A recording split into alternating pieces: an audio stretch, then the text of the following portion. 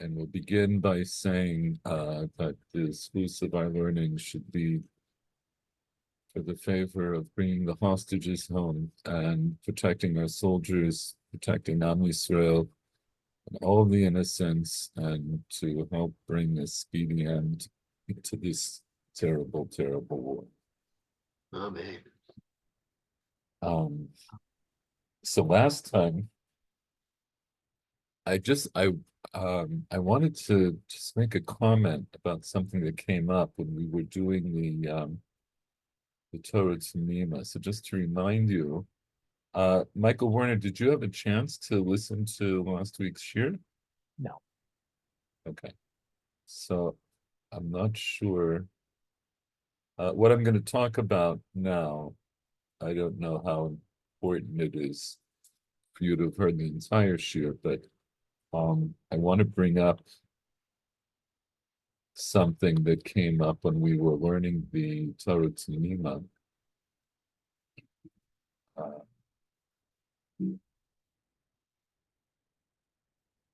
And the Rambam. So what we saw, Torah Tanima quoted the Rambam. Just 1 second.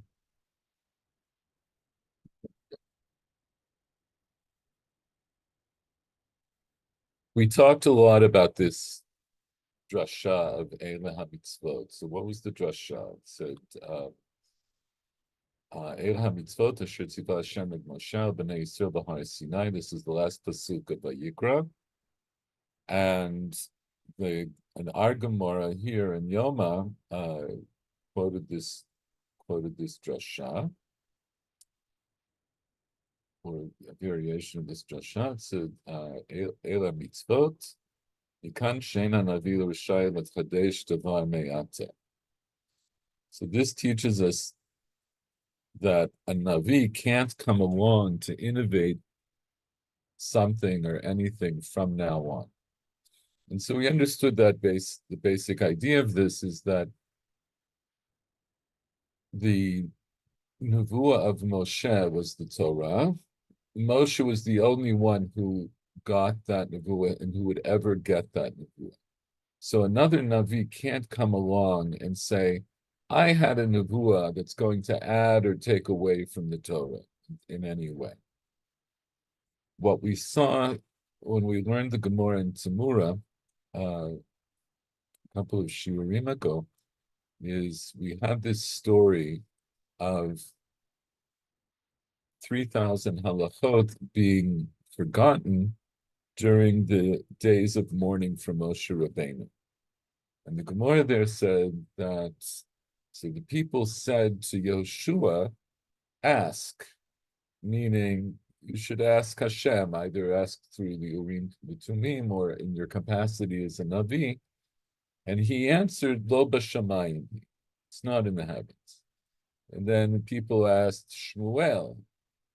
We didn't talk about this, by the way, because how could they have asked Shmuel in that generation? Because, of course, Shmuel isn't born until much later, but I'm leaving that aside. But they say to Shmuel, ask, that you should ask also, you're a Navi, you should be able to ask. And he answered with this drasha, Eila HaMitzvot.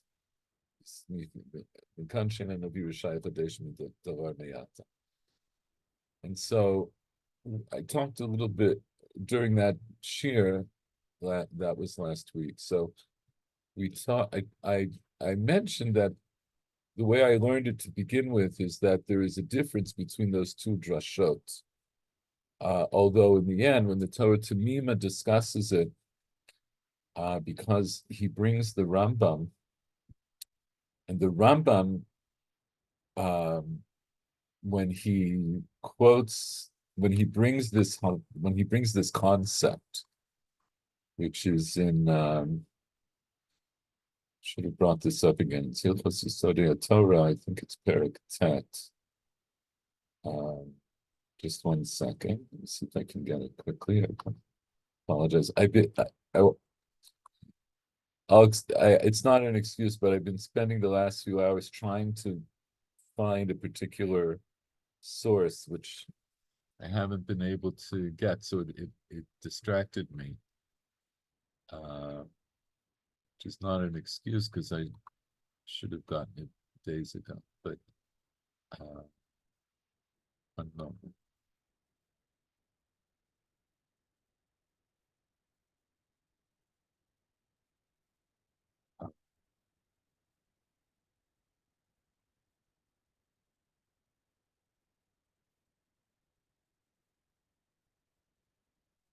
So we looked at this Rambam the last time. Davar baru. So this is Hilchot Yisodei Torah, Perek Tet, Halacha Aleph. He says, Davar baru mefurash b'Torah shehi mitzvah umenet le'olam u'lamei olamim. Right. So it's something that is clear and explicit that the Torah is a mitzvah. It's a commandment or a command that stands forever and ever. Ein la lo shinui v'lo geraon v'lo tosafet. There's no, it never changes. Nothing is taken away from it. Nothing can be added to it, as it says. Et kol davar she'anochi mitzavetchem otot tishmeru la'asot, lo tosef alav v'lo tigra mimeh. That Moshe tells the people, Hashem said, you're not allowed to add or take away from it. B'ne'amar, it says later on, also in Sefer Devarim, v'amiglod lanu v'neinu ad olam la'asot et kol divrei haTorah azot, that those the revealed things are to us and to our children forever to do all of the words of this Torah. So that teaches you that we are commanded to do all the words of the Torah forever. He brings another example. It is an eternal commandment or eternal statute for your generations. And it says, "V'lo v'ne'amar lo b'shamayim hi halamata shein navi rishai chadesh davar me'ata." It also says it's not in the heavens. Here you learn that the navi, that the prophet, is not allowed to innovate anything from now on. So we mentioned, right, that the Rambam brings this idea or this concept that a Navi is not allowed to innovate. He brings it from the pasuk of Lo B'Shamayim, despite the fact that we saw the origin of the statement Shem Navi Arashai Lechadesh Davar Me'ata is based on the drush of Eila HaMitzvot Asher Tziva Hashem et Moshe B'nei Yisrael B'Har Sinai. It's from Eila HaMitzvot. These are the mitzvot, meaning it's an exclusive term. It excludes anything else. These are the mitzvot and nothing else. So at the time I wanted to make a differentiation between Lo B'Shamayim Hi and Eila HaMitzvot. The Rambam arguably, and I think I showed you the Lechem Mishnah, arguably they're the same. And the Torah Tamima, we didn't do the whole Torah Tamima, it's much longer. But at the end of the Torah Tamima, he says that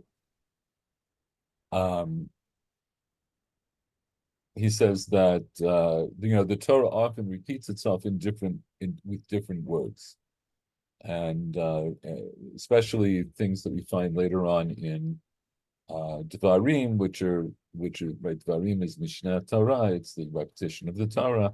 So he makes the argument that Lo B'Shamayim Hi is a repetition of Eila HaMitzvot. But I want to think about this for a moment. So I said last time, I assume everybody knows the story of the Tanur Achmai, where Rabbi Yeshua says Lo B'Shamayim Hi. But are you all familiar with the story? Basically, I'll tell it to you briefly. Anyone who's interested, I wrote an essay about it a number of years ago. But and again, I apologize. I should have had this ready. Let's take a look. Because this concept, how Chazal understand Lo B'Shamayim Hi, it fits into what we're saying, but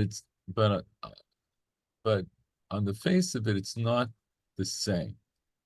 And I wanted to explain how I view that. Just a second.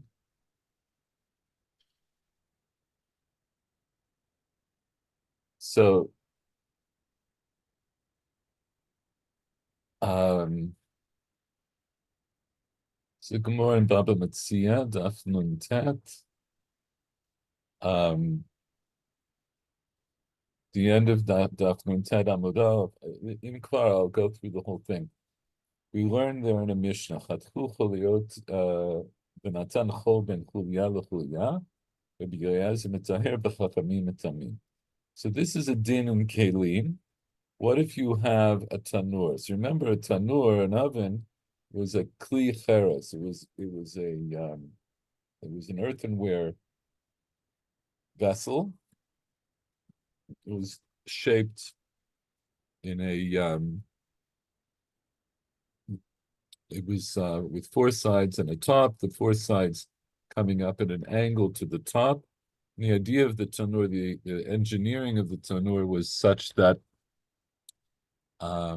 because it's in this slanted shape, the idea was to get the most heat at the small space at the top. And the tanur is the hottest.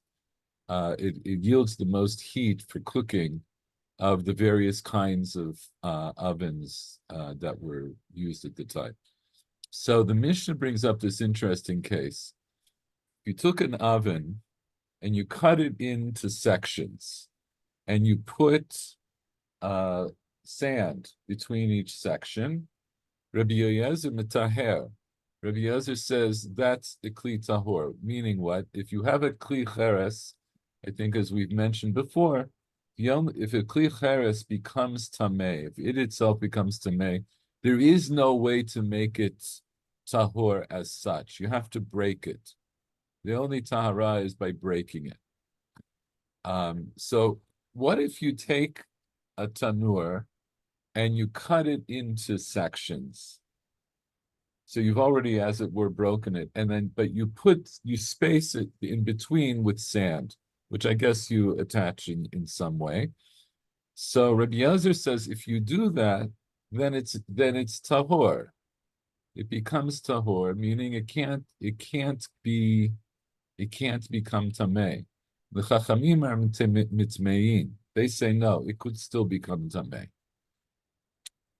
We won't go into the details of that din, although it's relevant even for this. But the Mishnah there says, "V'zehu tanur shel achnai." This is the tanur of achnai. And the Gemara asks, "My achnai." So what is achnai? Amar Rav Yehuda, Amar Shmuel, shikifu dvarim ka'achnazu v'timuhu. They surrounded it with things. In other words, they put the sand in these spots around it, like a snake that would wrap itself around a kli, and they made it tameh. So, okay, so we have this machloket between Rabbi Eliezer, who's mitaher, the tanur achnai, chachamim are mitameh. Tana, Boto Hayom Yishiv Rabbi Eliezer Kol Tshuvot Shebaolam V'lo Kiblu Hemen. On that day, Rabbi Eliezer he gave all of the answers in the world, and they didn't accept them from him. In other words, he answered all kinds of halachic questions, or another way of understanding it, a similar way of understanding is the tshuva is a rebuttal. In other words, it's a sheep, like he replied for everything, including the Tanur Achnai. And the other Chachamim didn't accept his answer. They didn't accept his arguments. Amar Lahem, so he says, Im halacha kamoti, charuv ze yochiyah. If halacha is like me, this carob tree is going to prove it. Ne'kar charuv min komo mea ama. So then the carob tree that was next to him uprooted itself 100 amot into the air. Some people said 400 amot into the air. Amrulo, so they said to him, they say to Rabbi Eliezer, we don't bring proof from a carob tree. If halacha is like me, then this stream of water is going to prove it. Chazru amatamayim la'achorehem. So the stream, the water in the stream started going backwards. Amru lo ein mivin raya mi'amatamayim. So they said, we don't bring a proof from a stream of water. Chazarvi amar lahem. He went back and he said to them, Im halacha kamoti kotlei beit hamidrash yochifu. If halacha is like me, then the walls of the base of Medrash are going to prove it. Hatu kotlei beit hamidrash lipol. So at that time, then the walls of the Beit HaMidrash start to lean in as if to fall. Ga'ar bahem Rabbi Yeshua. So Rabbi Yeshua rebuked them. He rebuked the walls. Amar lahem. He said to them, Im talmidei chachamim menatzchim ze et ze b'halacha, atem ma tivchem. So he said, if chachamim are, trying to be victorious over each other, argue with each other about halacha, what do you have to do with this? Like, what is your quality here? Like, what do you?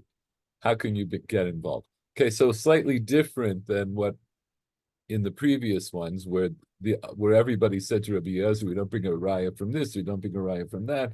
And here, when they're actually being threatened personally, like their bodies are going to be threatened because if the base of Medrash collapses, they could die. So then Rabbi Yeshua rebukes them. Okay, so lo naflu minei kvodo Rabbi Yeshua. So they don't fall out of respect to Rabbi Yeshua. Lo zaklu minei kvodo Rabbi Eliezer. But they didn't completely straighten up out of respect for Rabbi Eliezer. V'dayin matin v'yomdim. And so they were still standing but leaning. Chazar v'yamar lehem. Rabbi Eliezer goes back and he says to them, Im halacha kamoti mina shamayim yochichu. So if halacha is like me, it'll be proved from the heavens. Yatzasa Baskol v'amra. Baskol came out and said, Malachem etza Rabbi Eliezer. Shalacha kamoto b'chol makom. What is with you with Rabbi Eliezer? Halacha is like him in every place. In every instance, halacha is like Rabbi Eliezer.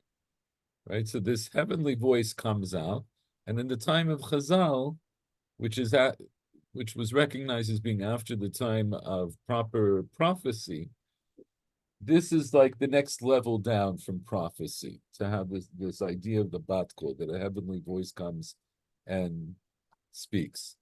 So the heavens are saying, look, halacha is like Rabbi Eliezer. Amad Rabbi Yeshua al raglav.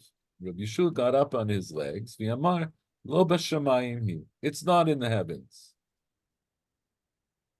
So Gemara here interjects some perush. My lo b'shamayim hi. What does it mean? It's not in the heavens. Amar Rabbi Yirmiyah shekvar nitna Torah mehar Sinai ein anu mashkichin bevat kol shekvar katavta bahar Sinai b'Torah acharei rabim lahatot.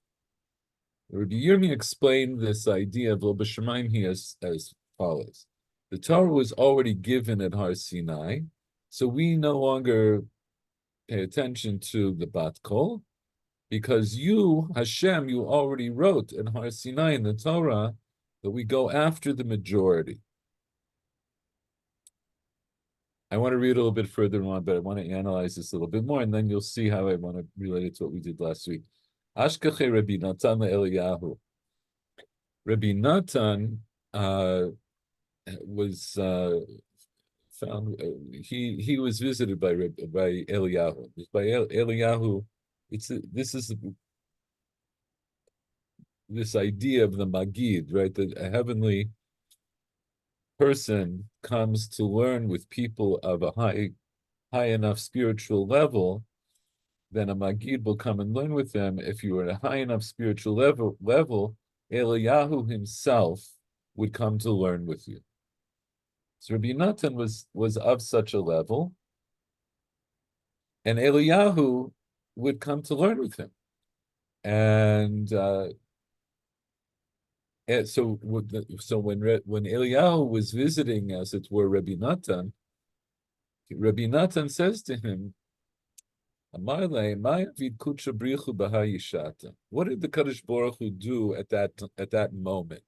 In other words, at the moment where Rabbi Yeshua said, Lo b'shamayim hi, and he rejects the bat kol, what happened in heaven? What was going on? Amar le, so he said, no, what was going on with the Kadosh Baruch Hu himself? Amar le kach hayech, Yamar nitzchuni banai.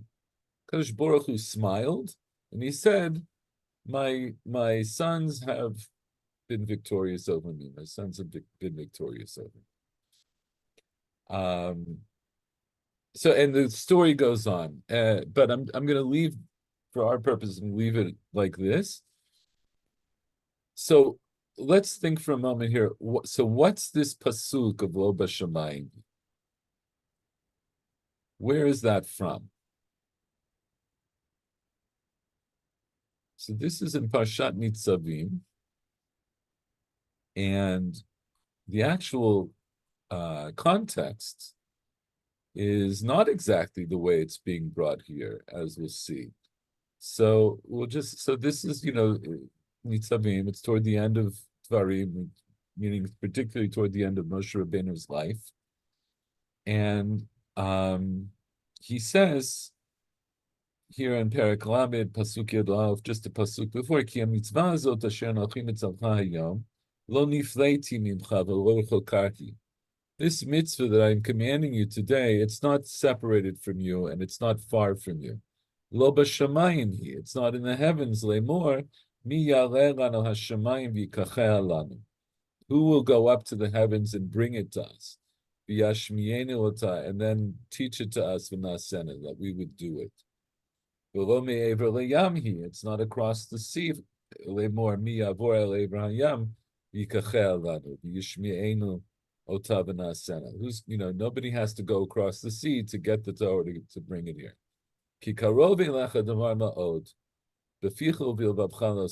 It's very close to you, this thing. It's in your mouth and in your heart to do it. So what does Moshe mean when he says lo b'shamayim?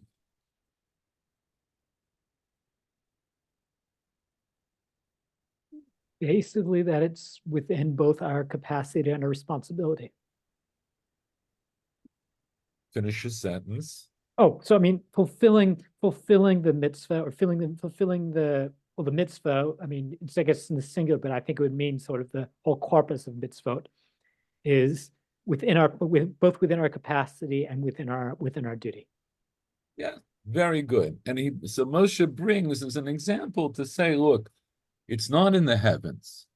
It's not like and that would seem obviously to be a reference to the way the Torah comes to us to begin with. It was in the heavens, and Moshe went up to the heavens to get it. But now, lo b'shamayim, now it's no longer in the heavens, and no one has to go up and get it. So that's what lo b'shamayim means in pshat. So, but how does Rabbi Yoshua understand lo b'shamayim? When he says, the Bat Kol comes down and says, look, halacha is like Rabbi Eliezer, not just here, but in everything. Rabbi Eliezer is always correct in halacha. And Rabbi Yeshua says, lo b'shamayim. What does he mean by lo b'shamayim? So, I mean, it seems to me that he's suggesting that the meaning or the halachic ruling is not based on one person's connection to Shemaim, but is actually based on sort of the communal process of debating and clarification, for earthbound clarification by discussion and by machloket. And actually, no, even more specifically, it's based on sort of the majority ruling of the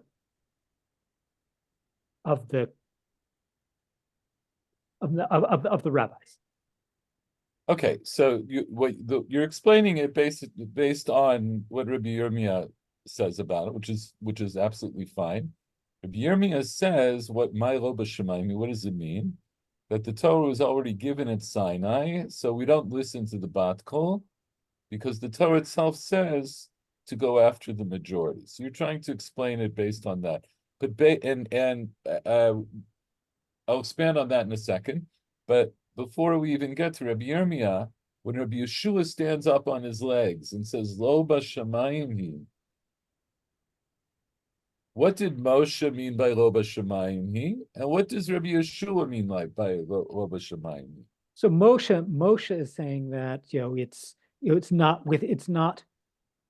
the observance of the mitzvah or of halacha is not beyond our individual capacity and not beyond our individual obligation. It's within your reach. You can do it on earth. Yes, so both of you are correct, right? In other words, it's something that everyone can do, and the mitzvah is already here, right? It's not in the heavens that you don't have to say who will go up to the heavens to get it. It's here. The mitzvah is within your reach to do it. What does Rabbi Yeshua mean when he says Lo b'shamayim? Michael, it's not what you said is wrong. I just want to say. No. So basically, he's saying that it's halacha is not what a bat kol says. It's what we say. Okay, so in other words, Lo b'shamayim hi is this idea. So it's not this idea that Moshe that we get from the pshat from Moshe, that it's within your reach. It's not out of your reach to do it. It's much more than that. It's saying now that the Torah is no longer in heaven, the Torah is not in heaven. It is here. It's in front of us. And so now it's up to us to determine what the Torah means and how to understand it. It also seems, maybe I'm reading too much into this, but it seems significant that it's specifically Rabbi Yehoshua who's saying that, since he's actually a workman. He actually does dirty work. He does, he's a smith. He does the most basic earthy work. So how do you fit that into here? I'm not clear on that. Basically he's not a Luftmensch. He's not a Luftmensch. He's a workman. Do you know what Rabbi Eliezer did before he went to learn? I don't recall. It's an interesting thing that you're saying. But look, Rabbi Eliezer was the son of a wealthy man, but his father, Hyrcanus, made him and all of his brothers do heavy labor. They all had to tend to the soil. They had to do the plowing and so forth. That's part of another discussion. But okay, I'll bracket what you said. We'll leave it on the side, just for now. But so this is the thing. The Gemara here, Rabbi Yeshua now, it's sort of a double whammy, because he's saying, first of all, I'm going to darshan this pasuk of Lo b'shamayim. This isn't the pshat of the pasuk. The pshat of the pasuk is what we said before, like what Moshe says, that it's not out of your reach to do the Torah. It's right here in front of you. And Rabbi Yeshua says, I'm going to darshan that pasuk, and I'm going to tell you, now that we have the Torah, this is what it means. The Torah, now that we have the Torah is no longer in heaven. It's not up to heaven to decide how we as human beings follow the Torah. And Rabbi Yirmiyah is essentially expanding on that idea to say that we learn from the Torah itself, acharei rabim lahatot, that we go after the majority, which, by the way, acharei rabim lahatot, which is a pasuk in Mishpatim, but it's also a drasha. It's also not the simple understanding of those words, which is a whole shir unto itself. But the point of go ahead. This is very typical of proof text. They hack the text, the original text to. Right. It's very typical of it's what? all the time. They do it all the time. Wait. It's typical. I missed the first thing you said. It's typical of proof text. Oh, a proof text. Yeah, it's an asmachta, but these proof texts almost always, or many times, they just hack the original text. They don't use the original It's interesting you significance use of the the term hack. meaning. It's interesting you use the term hack. Yeah, of course it's hacking. Yeah, hacking. And what You call it yeah. Rashak, and it's the same. So what do you mean by I don't know hacking? how you say it in English, but in French you would say détourner. You turn it around or something like this. Mhm. Okay. So I mean, see, because my concept of hacking is to say, I'm going to penetrate a system. I'm going to get into a system so that I can manipulate it. Yeah, it's a kind of manipulation. Yeah. It's a textual manipulation. Yes, absolutely. That's the way that the drasha works. But but it's not inventing, and it's not inventing an entirely new meaning. It's basically bring out a meaning that was arguably bring out a meaning that was implicit in it. So it's not, yeah, it's. Well, that's the problem. What do you mean by an interpretation? Yes, but Okay, no, it's a difficult question. Yes. Mm-hmm. Okay, no, but this is very good. Your comments are all very pertinent, and this is the reason I'm bringing this here. Now, remember the Rambam that we saw in Hilchos Yisodei Torah. He says, "Lo b'shamayim." He tells me that a navi is not allowed to be mechadesh, right? And we explained this last time, and the Torah Tamima gave a very important explanation that made a distinction between the Navi and the Chacham. A Navi, once the Torah is given through Moshe, through the Nevuah of Moshe, no other Navi can come along and introduce more Torah or take away from the Torah. In other words, nobody could touch Moshe Rabbeinu's Nevuah. And that's lo b'shamayim. So another Navi can't come along to be mechadesh davar me'ata, to be mechadesh, right, to innovate something that hasn't yet been, that we haven't had yet. Here, lo b'shamayim, when Rabbi Yeshua uses it, and the way the Gemara here understands it, is it's saying a little bit, it's saying not something entirely different. I think of it as sort of the other side of this coin. So whereas the Rambam says lo b'shamayim, he says that that a Navi can't come along to innovate. What this says, what Rabbi Yeshua says, is lo b'shamayim, he means that the Torah is now no longer something that is determined by the heavens. It's determined solely by us, as Michael Werner said before, by us as rabbis, us as chachamim. And that's the idea of Rabbi Yirmiyah bringing the sugya of Racharei Rabbi Mahatot, and in line with what Paul said also, that it's a drasha on a drasha, right? This Racharei Rabbi Mahatot in this context is a drasha in the context of lo b'shamayim, which itself is being darshan. So what you see from this, underlying this, is an assumption that now that the Torah has been given to us, we have both the capacity and the responsibility, I think, to use the words I think that Michael said before very well. We have both the capacity and the responsibility to learn the Torah and thus to carry it out. But I see actually an ambiguity in the Rambam. Is he and just how he regards the role of the Chacham? Is he? I mean, Rabbi Yehoshua is clearly talking about sort of Chachamim as a community, as a scholarly community. Is the Rambam speaking of the Chacham as? Is he speaking about Chachamim sort of as a collective, or is he talking about sort of the individual Chacham?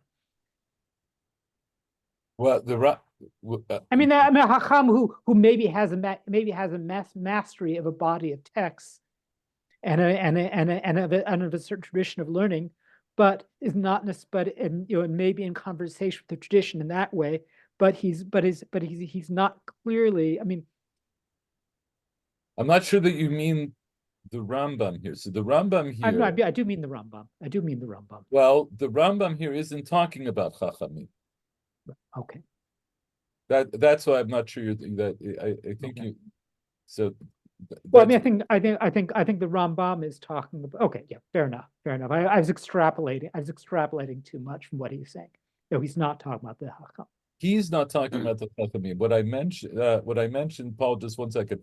What I mentioned last week is from the Torah Tamima. The Torah Tamima makes this differentiation between the Chacham and the Navi. That's not what the Rambam is doing here. He actually talks about that elsewhere, but not here. Here he's just saying that the Torah is eternal, it can't be changed. And I learned it out from this pasuk, among other places, of Loba Shemaimi, that tells me that a Navi can't come along and change the Torah. I mean, this also fits with his idea of how, I mean, as I understand it, and as I understand it, with his idea of how God intervenes or does not intervene in history.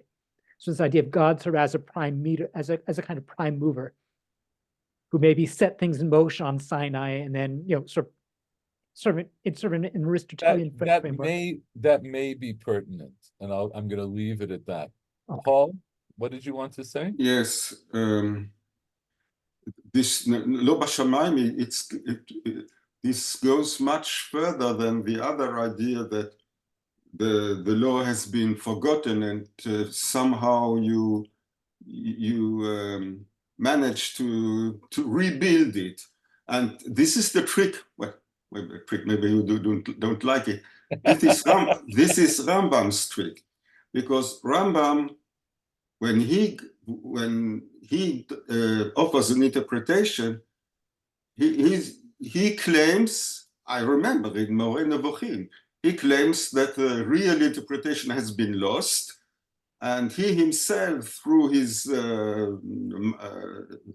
very sharp mind, was able to reconstitute it, something like this. You mean from the Hakdama to the Moreh Nevuchim? Yes. Yeah. That's what he explains, because he doesn't mean that he is able to go as far as Chazal went in this Tanur Shel Achnai. That's a very interesting point, which I hadn't thought of about the Rambam, personally, and okay. I accept that comment. It's a good comment, and but I'm also gonna leave it to the side. It's not exactly to the side. You'll see what I'm saying is this. So in the last shir, I spent a lot of time on this idea of Elah Mitzvot, Shein Navi Rashai L'Chadesh Davar Me'ata, and the Torah Tamima and the Gemara, like all the different sources that we looked at. And the idea that we came out with is this idea. A Navi, by definition, can't change the Torah.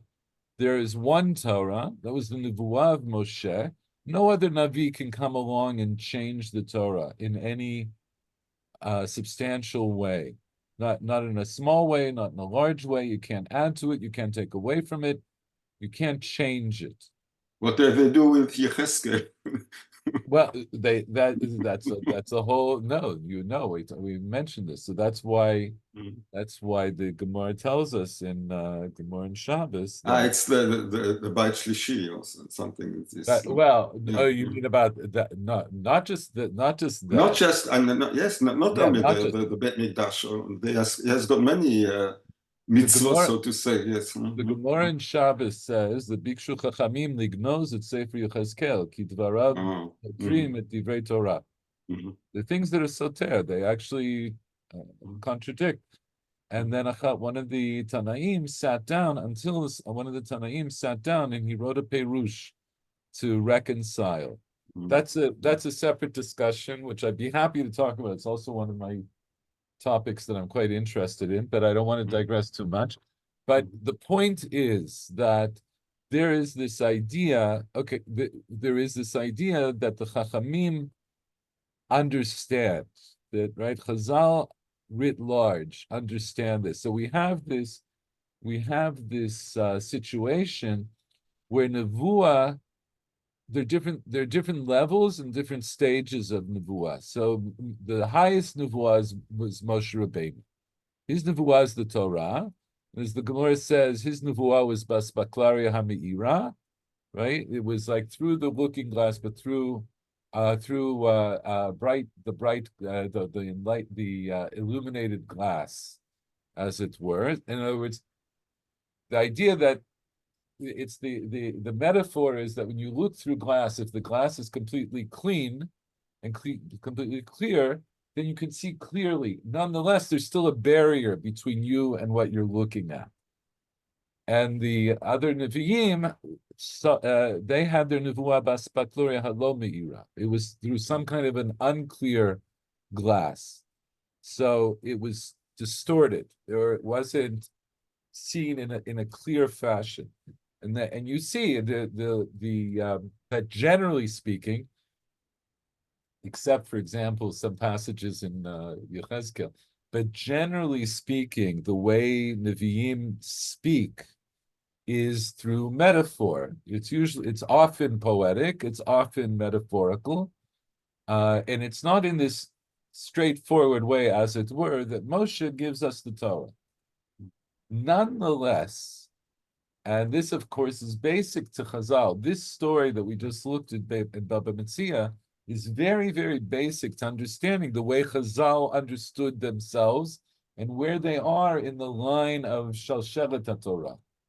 That there is no more Nevuah, but the Torah on the one hand, but on the other hand, Torah was given to us along with, and the Torah Zemima mentioned this also last time, along with all of the midot of learning the Torah. There are the midot hadrash, there are the dikdukim, there are the kalim, the chomarim, there's all of those things. That's all part of the Torah. But once it was given to us, we no longer consult heaven. So this is a very interesting point, because in the story in the Gemara in Tamura, immediately after Moshe dies, the people want Yehoshua to consult heaven. And what does Yehoshua say? Lo b'shamayim hi. So now we understand maybe a little bit better what he means when he says Lo b'shamayim hi. It's not that I couldn't, in theory, somehow communicate with God, but it doesn't matter. If I understand it in light of this story, if I understand that Yehoshua in that story understands Lo b'shamayim the same way Rebbe Yehoshua understands it many generations later, what he's saying is, it's not relevant to ask the heavens. It's not relevant because the Torah was given to us.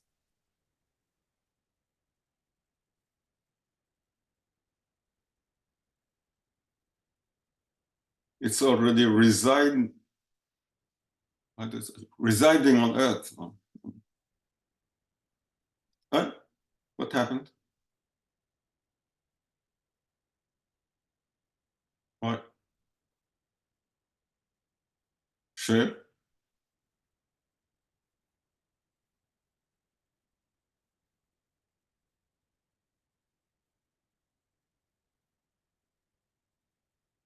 It's gone.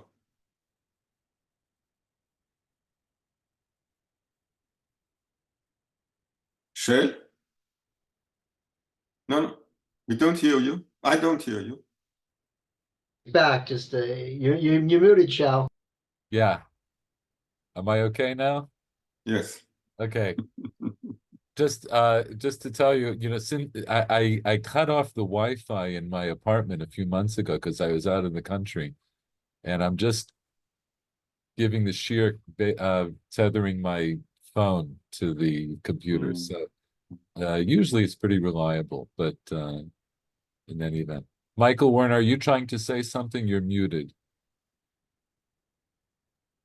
Yes, simply lo b'shamayim hi. Okay, so okay, in any event, so so here now we have two concepts. One concept is Loba Shamayim. He tells me that there's no point in asking God. There's no point in asking the heavens because God gave us the Torah. Now it's all up to us. And then I also have Eile HaMitzvot. I'm not that the Navi is not allowed to innovate anything.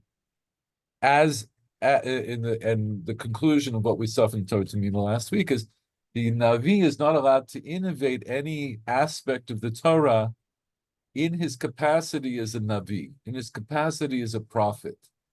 So he can't come along and say, I have a new prophecy that wasn't in the Torah that's either going to add, subtract, or somehow change the Torah. So in a sense, it's two sides of the same coin. They're similar but not identical concepts. And that's the point that I was turning around in my head over the last week, and I wanted to try to get across. There's a Go ahead. question. So, ahead. I seem to recall that, say, Yosef Karo had his Magid, wasn't, claimed to be. Yeah, but and then he there's all didn't base his halacha on the Magid. fair enough. Okay. Okay, it's very clear. He doesn't use his Magid. There are other people. They said the Gra was supposed to have had Eliyahu as his Magid. That's the legend. The Yosef Karo writes a whole book about his discourse with his Magid. Other people had, but nobody says that we base halacha on the Magid. But I will say, look, this is a longer topic. There's also, I don't know if I've ever brought it up in this shir, maybe you're familiar with. There is a sefer from one of the Rishonim, from one of the Balei Tosos of called Shelot Utshuvot Min Hashamayim. I don't know if you've ever heard of this book. And this is one of the medieval Chachamim who had discourse also with some kind of a divine Magid, and he asked halachic questions how they paskin in the heavens. But it's not, this sefer is not used as a halachic source, but it is quite fascinating. It is a fascinating, it's not a very long book. I have a copy of, you can download it from Hebrew Books if you want to look at it. And then there are also all the stories about the Besh sort of ascending, making his soul ascent up to heaven. But I'm assuming that there too he did not make halachic judgments based on right. them, although I'm not sure. No.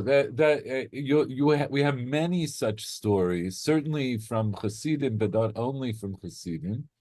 Look, you have the story of the Maharal Prague who makes a golem based on speaking certain way of saying Hashem's name and so forth. We have these sort of supernatural things.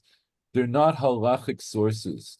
The Maharal, in his capacity as a Chacham, wrote Shelot Utshuvot, he wrote Perushim, he wrote many books, but he doesn't claim to say that I know something, that I have privileged knowledge because I had it Mina Shamayim.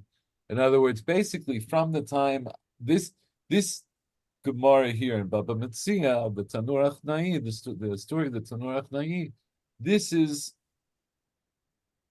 clearly setting out what was considered to be widely accepted, a widely accepted truth by Chazal. I believe as we look at it, and as we delve further into this topic, it's not that Rebbe Yoshua on the spot made this up.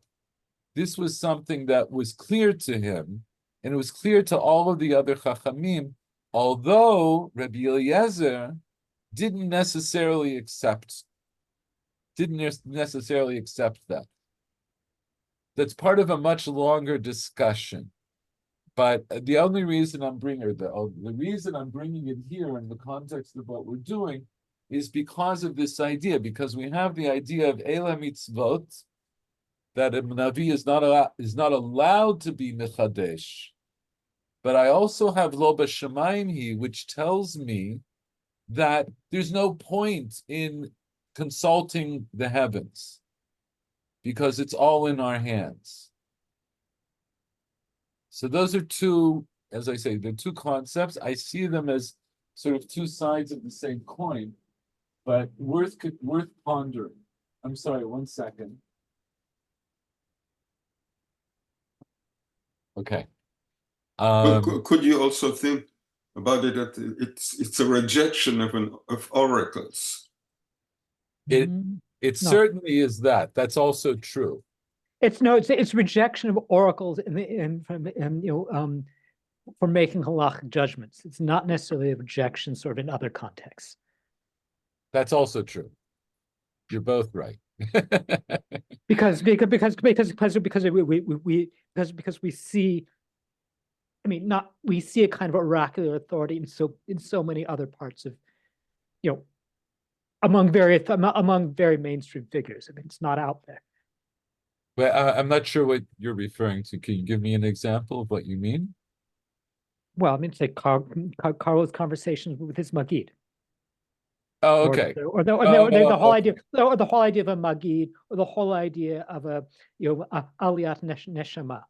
I mean, so that is a kind of, I mean, what comes out of that is a kind of oracular. It's not halachic, but it's, and the question is, would that be, is the halachic authority possible without this other kind of oracular? I'm sorry. Is there sort of some kind of, does one require the other? Is there? That's that I'm not. I don't think that one requires the other. I think that so here's the thing that Chazal have come along and they said we're going to distinguish between these things. right. So it doesn't mean when we say Lo B'Shamayim, it doesn't mean that we no longer can communicate with the heavens. We can still communicate with the heavens. We have the story which we have brought up in this shir in the past because it's pertinent to Yom Kippur. We have the story of the Medrash that's brought down in Eila Ezkara, that of the story of the 10 martyrs. And in that story, right, we have this king who says, I'm going to take the 10 greatest Rabbanim, I'm going to take you, the 10 greatest Rabbanim of the generation, and I'm going to slaughter you all as essentially like to take the punishment of the 10 brothers who sold Yosef. And they ask for 3 days, and during those 3 days, Rabbi Yishmael, Kohen HaGadol, he describes that he ascends essentially to heaven. And he shomea me'achar hapargod. He's listening from behind the sort of the veil of the heavens, and he understands. He hears them saying that all of them are condemned to death, min hashamayim. So that's an oracular kind of experience that Rabbi Shmuel relates. And he comes back and he tells all of his friends that yes, actually we are. It's not just this king who's condemning us to die. Min hashamayim, we are condemned to die. But that's not a halachic pronouncement. It's a midrash. It's a midrash. Well, it's a midrash, but I'm saying even if we take the midrash, even if we take that story at face value, whatever it means, that hu shomea me'acharei pargod, whatever that means, it's not that he's saying this is halacha that was dictated from the heavens. He's saying this is kiviyachol, this is our goral, this is our fate, and I know that the heavens have already decided our fate. So again, yes, Michael, it's like it fits in with what I'm giving you another example of what you're saying. It works out. So the last thing I want to talk about though in this regard is this idea of the chidush. So there's an interesting, right, the turn of phrase here is Ein Navi Rishayil Chadesh Davar Me'ata. And yet we have this idea of the chidush, right? I mean, even literarily, we have the glosses of the Ramban, the Rashba, and the Ritva on the Gemara are called chidushim, chidushei Ramban, chidushei Rashba. What do we mean then by a chidush when the Ramban gives a chidush? What does that mean? Because you're not allowed to be mechadesh. At least the Navi is not allowed to be mechadesh. So it seems to me that the term hidush can mean either novelty or it can mean renewal. Very And good. So stated this the is what we latter. said, right? So this is what we said last time in part of this context. Is the idea here is so and this is why it behooves you to go back and listen to last week's shir, because we have this example, right? We brought this example from elsewhere in the Gemara in Megillah, that Chachamim, and also from the story of Yabit / Otniel ben Kanaz in the Gemara in Tzimura, which I think you were here for, that there is this idea that halachot that Moshe received at Sinai could have been forgotten, but they could be reconstructed within the framework of Torah, of Chokhmah, and not in the framework of Nevuah. So the chidush then is not something that is actually innovative in the sense it's not new. It's something that was potentially always known or always there to be known. And the source that I was looking for, which I believe that I'll find it next time, but there is this idea that Moshe Rabbeinu, when he gets the Torah Shebichtav and Torah Sheba'al Peh, he gets everything. He gets all of the chidushim that are going to come even into the future. One of the stories that has to do with that, which is one of the sources I was looking, wasn't the precise source I was looking for, but there is the story of Moshe Rabbeinu when he goes up to get the Torah. Maybe I have this open. Yeah, hold on. Let me share this with you.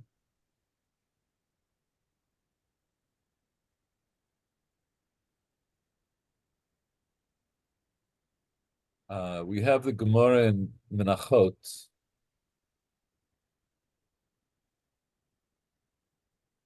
That says, Amar Rav Yehuda Amar Rav. This is in Menachot Daf Chavted Amud Bet. B'sha'ah shala Moshe leMarom, when Moshe went up on high. That is, so this is when Moshe is going up to receive the Torah. Mitza'ola Kadosh Baruch Hu sheyoshev koshek tarim la'otiyot. He sees the Kadosh Baruch Hu is sitting and he's tying crowns onto the letters. Amar lefanav. And he said before me, Bono shel olam, sovereign of the universe, Mima akev al yadecha. Who is holding back your hand? That is, who is making you put crowns on the letters? Marlo, Adam echad yesh she'atid liot b'sof kama dorot. There is this person who will be in the future after many generations. The Akiva ben Yosef Shema. His name is Akiva ben Yosef. Shatid lidrosh al kol kots v'kots. Tilin shahalafot. He's going to darshan from every little thorn, every little seraph, piles and piles of halacha. In other words, the reason I'm putting these on, even if you don't understand what they're there for. So the way I understand this kipshuto is Moshe Rabbeinu knows how to read the letters, but when he comes up, he sees the Kadosh Baruch Hu tying ktarim onto the letters. They don't seem to add anything. They don't change the meaning of the words by adding on ktarim. So he says, like, who are you doing this for? So he says, no, there's a guy named Akiva ben Yosef. He will actually darshan things not just from the letters, but from the ktarim. He'll darshan halachot from these ktarim. And then it goes on. If you want, I can do this a little bit more in depth, and I can show you some of the very interesting perushim on this. But the point of this is that one of the points of this is, in the context of what I'm saying, is that it's not that Akiva ben Yosef is going to fabricate some things that he's just going to attribute to these little lines in the Torah, God is already implanting in the Torah itself these ktarim, which will contain within them halachot, and Rabbi Akiva is going to come along, and he will be able to be doresh. He will, as it were, extract them. He'll demand for them to come out. And Question? just 1 second, but hold your question. And it comes back to this idea that ultimately what people call a chidush is inherently within the Torah itself. Question. What's your question? Yeah. So we're talking about we're talking about the stories as a metaphor, but in fact, are there instances where we really do paskin on the basis of the katarim? So we no longer have the Drashot of Rabbi Akiva about the Ktarim. So we don't know. Here it said we do have a medrash of that's attributed to Rabbi Akiva about the Otiyot. It's a later midrash. It's attributed to Rabbi Akiva, and there's also a medrash that's attributed to Rabbi Akiva. It's called Midrash HaTagim, the midrash of the crowns. But those midrashim are not halachot. They're drashot in their more agadita style. They're not halachic. So we don't have them, but in principle they're there. In principle they're there. So maybe I'll finish off by saying this is something that I have think about quite a lot. Is this idea, and actually the Torah Tamima says something very nice about this from later on in the part that we saw. It's not just that Chachamim can come along to be mechadesh in this way, that is, that they can dig deeply into the Torah to find more and more meaning.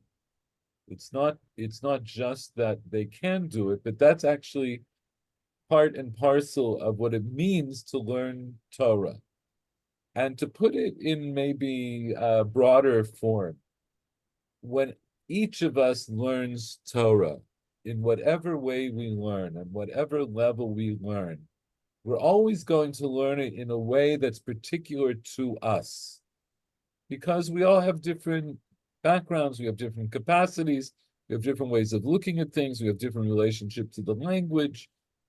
Everything really comes down to something very particular. Now, it could be that you or any of us could say something about a pasuk or the Gemara or what mashalo yiyeh in a way that has not ever been said before, to our knowledge, and we can call that a chidush.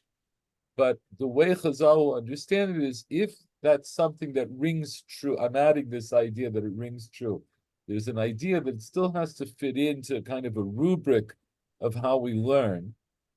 Then the idea is that it's always been there, and you just brought it out. And apropos of the Magid of Rabbi Yosef Karo, I don't know if I know that I've told this story in Shir before, but I don't remember if it was in this year or another Shir.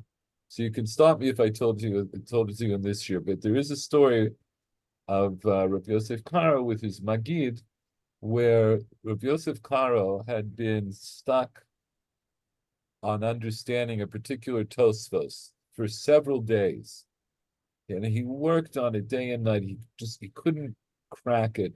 And finally, after working on it for days and days and days, he finally understands it. He finally gets what Tosfos is trying to say. He feels very good. So he goes out for a walk. And he walks, on his walk, he walks by the cheder of the little children learning Torah. And so he stops by to listen.